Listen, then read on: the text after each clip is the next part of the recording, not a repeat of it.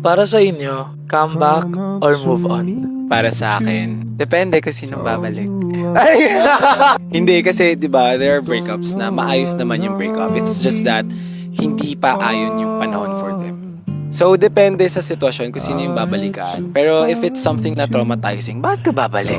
Move on. Pero, yun yung kailangan mong matutunan sa sarili mo na you have to assess at hindi lang puro feelings yung nangingibabaw. Kailangan mong pag-aralan yung sitwasyon. If talagang pag binalikan ko ba, worth it pa ba? Dahil kung hindi na, move on ka na. Tama na. Minsan kasi mahirap din lokohin yung sarili mo na mahal mo pa yung tao. Oh, yung good breakup naman. Mahal mo pa yung tao, tapos hindi mo babalikan. Syempre, may ikaw lang din naman yung mahihirapan. Or otherwise, kahit hindi naman maganda yung breakup, pero mahal mo pa yung tao, then kung gusto mo bigyan ng second chance, then go. Basta, lagi nilang tandaan na they deserve what they tolerate. So, depende hanggang kung saan yung tolerance mo. Dun lang. Malaki talagang factor yung ending, kung paano nag-end. Tapos kung nasang phase ka na ng buhay mo. Kasi katulad ng sabi mo kanina, kung ikaw naman yung taong naka-move on na, tapos pinipilit niya bumalik sa buhay mo, edi bakit ka pa babalik?